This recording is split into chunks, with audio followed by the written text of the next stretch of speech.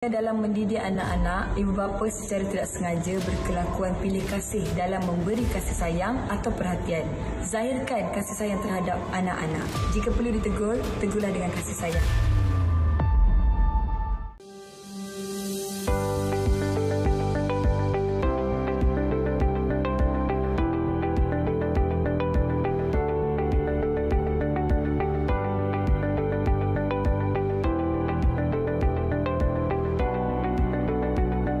Good evening, Keluarga Malaysia. You're watching News at 10. I'm Shuhaid Arifin, making the headlines tonight. MACC urged to expedite probe into LCS scandal. Contraband cigarettes worth 7.4 million ringgit seized.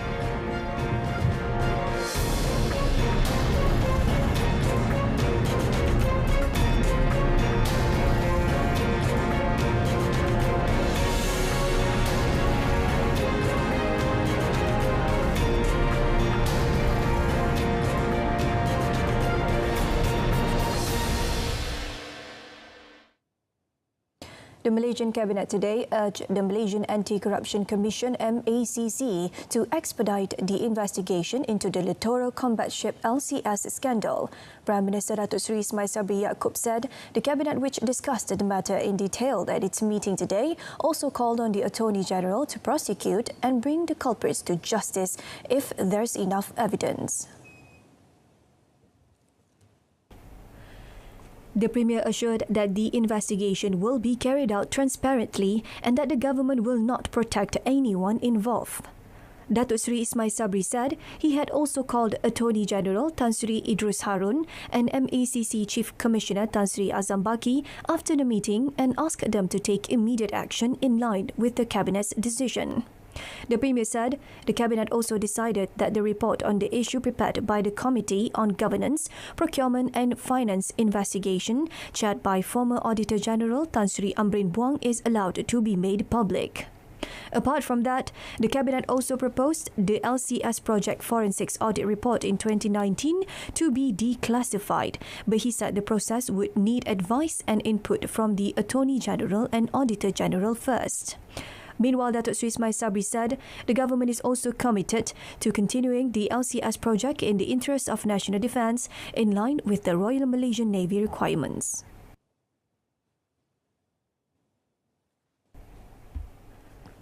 Meanwhile, Datuk Seri Hishamuddin Tun Hussein said the Ministry of Defence MINDEF supported the Cabinet's proposal to declassify the LCS Forensic Audit Report and welcome a thorough investigation of the military spending scandal. Through a statement released today, the Senior Defence Minister also said MINDEF would cooperate fully with any and all investigations into the 9 billion ringgit project. He also stressed that the Cabinet's proposal to declassify the forensic auditing report would not affect the Royal Malaysian Navy's TLDM requirement for the LCS. He added that it is important for all stakeholders to remain focused on continuing the LCS project in order to ensure that the TLDM can have the LCS they desperately need as soon as possible. The LCS project is the largest procurement in the history of MINDEF, with a total cost of 9 billion ringgit. The said contract began in 2013 with a 10-year time frame, and 6 LCS ships were expected to be built and delivered to the country by the end of 2023. Datuk Seri Hishamuddin told the Dewan Negara yesterday that the first of the LCS purchased from Bostad Naval Shipyard Sendirian Berhad should be ready no later than 2 years from now. The Attorney General's Chamber, AGC, will be carrying out the process to obtain the consent of the Yang di-Pertuan Agong Sultan Abdullah Riayatuddin Al-Mustafa Billah Shah following the passing of the Constitution Amendment No. 3 Bill 2022 in Parliament on the provision to ban party switching by members of Parliament. Minister in the Prime Minister's Department, Parliament and Law, Datuk Seri Dr. Wan Junaidi Tuanku Jaafar, in a statement today said this is in line with Article 66 of the Federal Constitution. He said the order for the effective date of the provision will also be submitted to the Yang di-Pertuan Agong to set the effective date in accordance with Clause 1 of the bill. After receiving the approval of the King, Prime Minister Datuk Seri Ismail Sabri Yaakob will issue a notification to all Menteri Besar and Chief Ministers to recommend to all states the amendment to the 8th Schedule of the Federal Constitution. This allows all state legislatures to amend the state constitution by including provisions prohibiting party switching in order to be consistent with the 8th Schedule of the Federal Constitution as approved in the Dewan Rakyat and Negara. Datuk Seri Dr. Wan Junaidi said the amendment to the state constitution was for a standardization with federal law under Article 71 of the Federal Constitution. The government and religious institutions will continue efforts to curb any elements or scenes deemed to be promoting inappropriate culture such as lesbian, gay, bisexual and transgender, LGBT in films or social media like TikTok. Deputy Minister of Communications and Multimedia Datuk Zahidi Zainul Abidin said the government is always monitoring such platforms and would take severe action against individuals found promoting such elements. However, Datuk Zahidi said the government would not be able to control the contents broadcast on platforms like online streaming and over-the-top OTT platforms based abroad like Netflix. Peruntukan Perundangan Akta Komunikasi dan Multimedia 1998, Akta 588 tidak meliputi skop tapisan kandungan censorship dan jelas dinyatakan dalam Seksyen 3.3 Akta 588.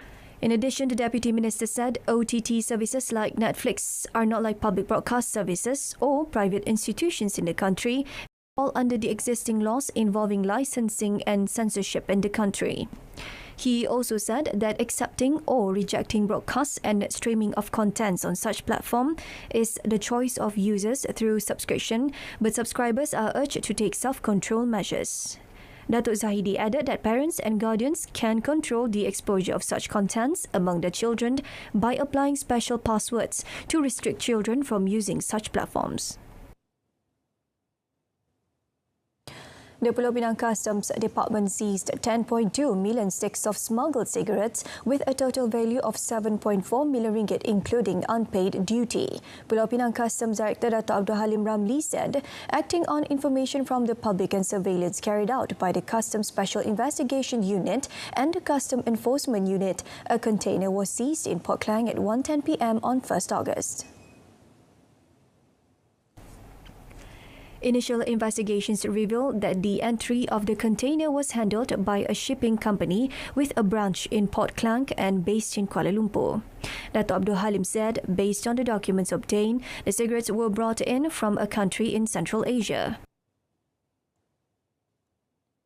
Modus operandi dia sekarang ni, dia cuba mengelirukan kita. Sehingga kan kita kena menyiasat konsainer dan konsaini sebenar.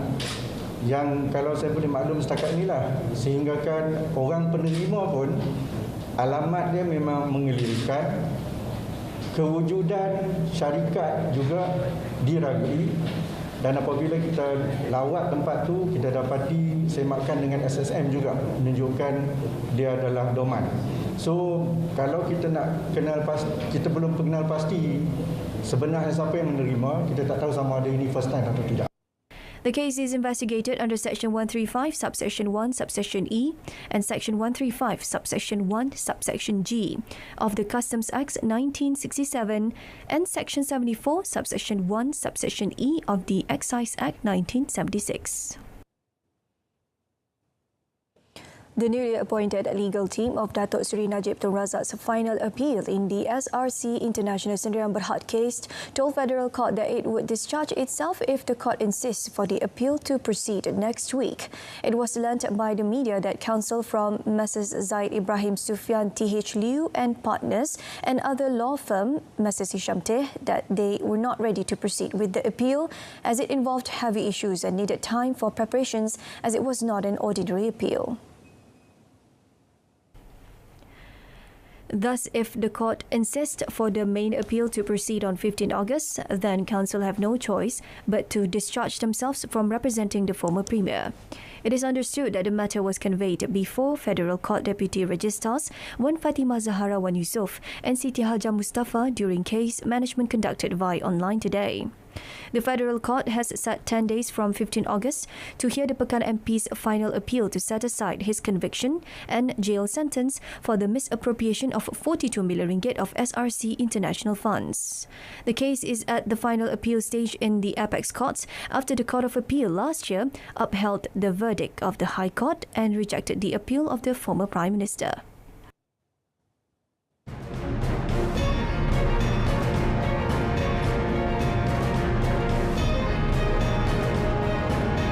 Still ahead, over 120,000 employed through Jamin Kerja Wage Incentive Program.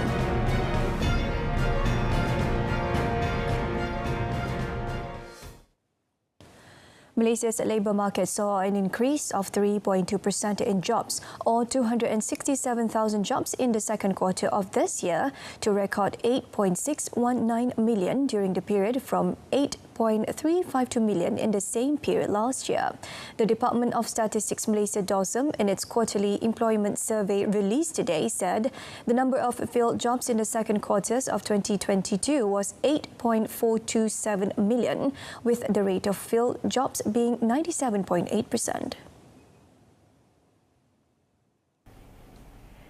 It said the number of job vacancies was 191,000 in the second quarter of 2022 from 178,000 in the same quarter of 2021, with a rate of 2.2%, while the number of jobs created edged up to 29,400 during the quarter from 16,180 previously. DOSM said more than half of the jobs and filled jobs in the second quarter of 2022 were in the services sector, with 4.476 million, while the manufacturing sector recorded 2.358 million jobs and 2.251 million filled jobs. It also said the manufacturing sector posted the largest share of job vacancies at 55.9%, followed by agriculture 16.1%, services sector 16%, construction 11.8%, and mining and quarrying 0.2%. DOSM noted that the highest number of jobs created, with 52.5% or 15,400 jobs, were in the services sector, followed by the manufacturing sector with a contribution of 30.6% or 9,000 jobs, and construction at 11.8% or 3,400 jobs. The Dewan Negara today was told that a total of 120,237 individuals were employed through the Jamin Kerja Wage Incentive Program from January until 29 July. Deputy Human Resources Minister Datuk Awang Hashim said these individuals consist of interns, graduates, former army personnel, former convicts, people with disabilities and senior citizens. Sebagai kesinambungan kejayaan program perantisan ini pada tahun 2021 saja, Jamin Kerja Insentif Penggajian akan diteruskan dengan pemberian insentif RM Malaysia 900 sebulan untuk tempoh 6 bulan kepada majikan yang menggajikan golongan perantis lepasan sekolah dan graduan berumur di antara 18 hingga 30 tahun dalam jawatan eksekutif. Golongan perantis ini perlu ditawarkan kontrak 6 bulan dengan bayaran gaji pemula minimum berjumlah RM1,500. Berdasarkan statistik, jumlah pekerja yang telah mendapat manfaat daripada program ini, iaitu program perantisan Jamin Kerja Insentif Penggajian setakat 29 Julai 2022 adalah seramai 5,932 orang. The Jamin Kerja Wage Incentive Program provides incentive for employers that want to employ new workers since 1st January 2022. A total of 13,038 financing applications totaling 1.5 billion ringgit have been approved under the Housing Credit Guarantee Scheme up until 31st May this year, since it began operating in 2008. Deputy Finance Minister Datuk Muhammad Shah Abdullah said a total of 14,308 applications had been received, with 1,270 of them rejected due to some specific reasons. In 2007, a company under the Minister of Finance Incorporated, Syarikat Jaminan Kredit Perumahan (SJKP), was established to provide a housing credit guarantee scheme to several targeted groups for home ownership. The scheme allows members of the public who are capable but do not have official income proof or salary statements or earn irregular income to access up to 100% housing financing from selected financial institutions. Dalam usaha kerajaan untuk meningkatkan jumlah penyertaan daripada golongan sasar, bajet 2022 menyaksikan kerajaan telah meneruskan skim ini melalui penyediaan jaminan sehingga 2 bilion ringgit yang dijangka akan memanfaatkan seramai 5,000 hingga 6,000 isi rumah sasar termasuk golongan muda, pekerja gig dan usahawan mikro bagi membolehkan mereka memiliki kediaman sendiri. Selain itu, skim ini juga ditambah baik di mana had jaminan pembiayaan telah dinaikkan daripada 300,000 kepada 400,000 yang turut merangkumi yuran guaman dan yuran penilaian hal tanah.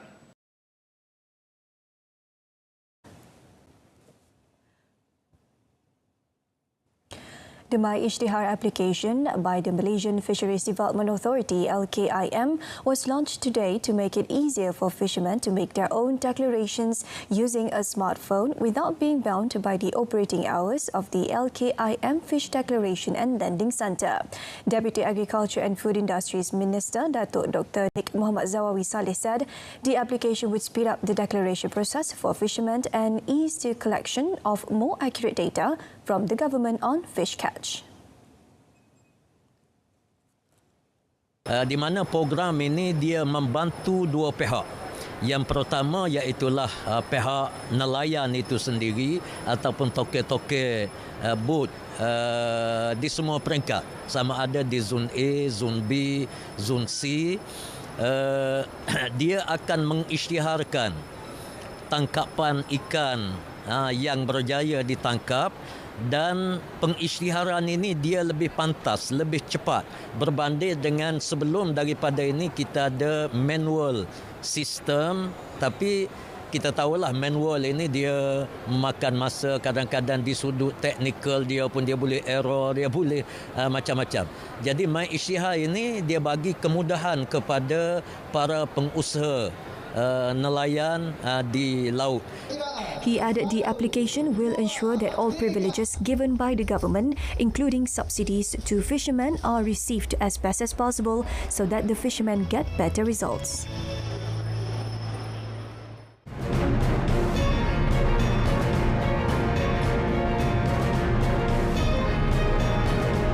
Coming up in our foreign segment, China completes military drills around Taiwan.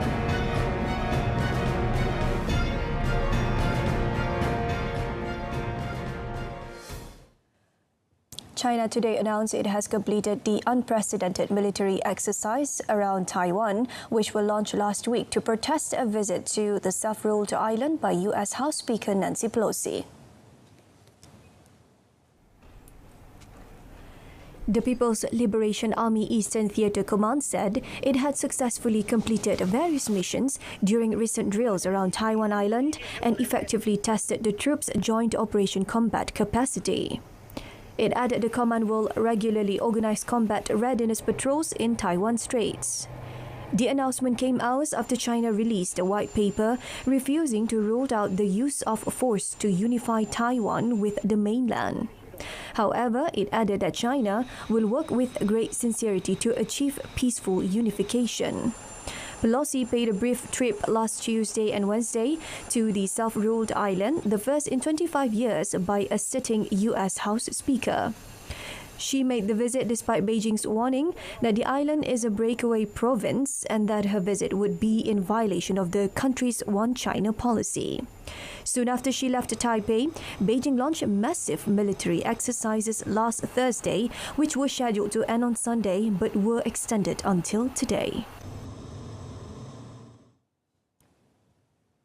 Ukraine accused Russia of exploiting its position in a nuclear power plant it had seized to target a nearby town in a rocket attack that killed at least 13 people and left many others seriously wounded. The town Ukraine says Russia targeted Martianets is one that Russia has alleged Ukrainian forces have used in the past to shell Russian forces who are holed up at the Zaporizhia nuclear power plant, which they took over in March. Ukraine and Russia have accused each other of imperiling the safety of the vast plant, Europe's largest, by attacking one another in its vicinity. Head of the International Atomic Energy Agency, Rafael Grossi, has urged both sides to exercise restraint, warning of the very real risk of a nuclear disaster. Ukraine said the Russian attack on Martianets was carried out with 80 Grad rockets. More than 20 buildings had been damaged in the town, which is located on the other side of the Dnipro River from the power plant. The same attack damaged a power line, leaving several thousand people without electricity. Ukraine accused Russia of launching attacks on Ukrainian towns with impunity from Zaporizhia nuclear power plant, in the knowledge that it was risky for Ukraine to fight back.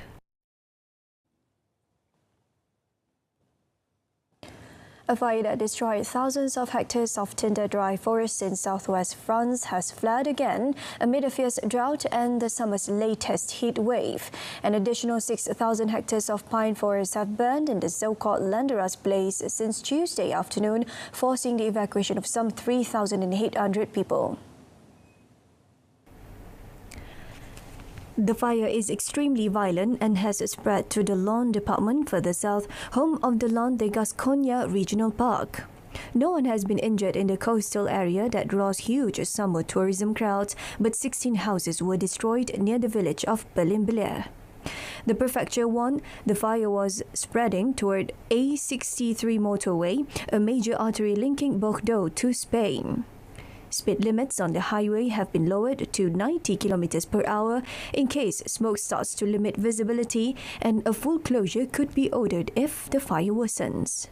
The Landeras fire that ignited in July was the largest of several that have raged this year in southwest France, which has been buffeted by record drought and a series of heat waves.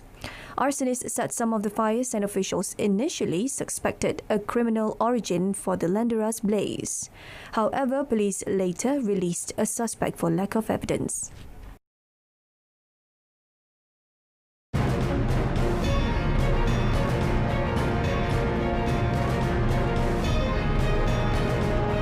Coming up in sports, Sabah keep title hopes alive with win over Sarawak.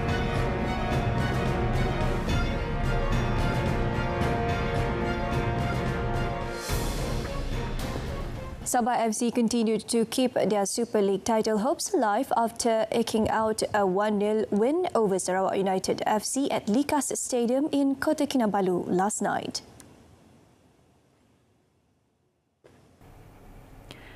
Former national midfielder Badrul Bhatia came to Sabah's rescue when he headed in a cross by Sadil Ramdhani in the 63rd minute to score the solitary goal of the match and secured victory for his team. Saya masih lagi tidak akan mensia-siakan sesiapa sekalipun dan pasti memberi peluang demi peluang. Dan hari ini apabila kita berada dalam kedudukan yang baik, bukan bergantung pada seorang pemain tetapi pada semua pemain.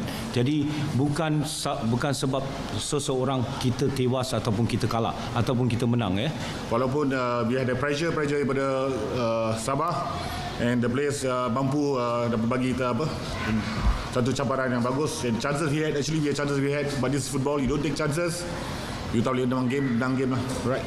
And I think Sabah only had one chance yang cross tu lain daripada luar box shooting is quite common. We players main cukup bagus. Second place Sabah continue to shadow Super League leaders Johor Darul Takzim with 34 points in 15 matches, officially just a single point behind, but JDT still have 2 games in hand. In tennis, Wimbledon runner-up Nick Kyrgios let an early lead slip but regrouped for a 6-4, 6-4 first-round victory over Sebastian Baez at the National Bank Open. World number 37 Kyrgios, a City Open title winner last week in Washington, next faces world number 1 Daniil Medvedev, who won last week's Los Cabos crown.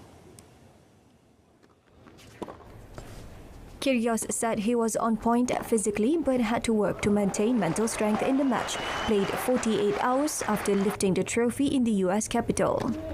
Kyrgios held a comfortable 5-1 margin in the opening set before Argentine Baez fought back to 4-5 before dropping the set. The Aussie managed to stop the rot and left nothing to chance in the second set as he closed out victory. Kyrgios has won 13 of his last 14 single matches and stands 28-7 this breakthrough season. The 27-year-old Australian also secured his 7th straight match victory since losing to Novak Djokovic in last month's Wimbledon final.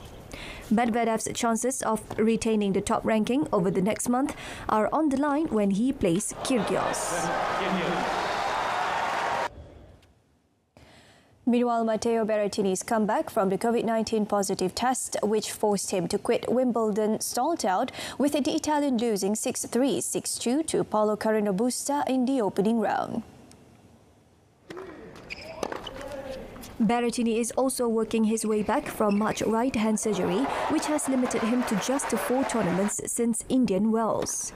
Carreño Busta took full advantage with a ruthless display of consistent aggression. The Spaniard prevented his opponent from finding a rhythm without risking too much himself. After securing a second service break in the second set, the 31-year-old let out a big roar, knowing the finish line was in sight. In the battle of former top 10 players in the Pepperstone ATP rankings, Carreño Busta did not face a break point to triumph after 1 hour and 17 minutes. The 6-time ATP Tour titleist will next play Den Holgerune. In the women's singles, Emma Raducanu was knocked out in the first round after a straight sets defeat to Italy's Camilla Giorgi. The Briton was beaten 7-6, 6-2 by Giorgi in a blow to her preparations for her US Open defense, which begins later this month. Raducanu had to hold on in a wild opening set where serve was broken in 6 of the dozen games played. The Briton saved a set point in the 12th game to bring on a tiebreaker, but collapsed to lose 7 straight points as Giorgi took the set after 71 minutes. Raducanu was broken 3 times in the second set as Giorgi finished off her victory. The feisty Italian trailed by a break in both sets, but showed her spirit by winning the last 6 games of the contest. Giorgi needed just over an hour and 3/4 to advance to the second round over the 9th seed, who broke into the ranking top 10 less than a month ago. She next faces Belgian tennis player Elise Martens.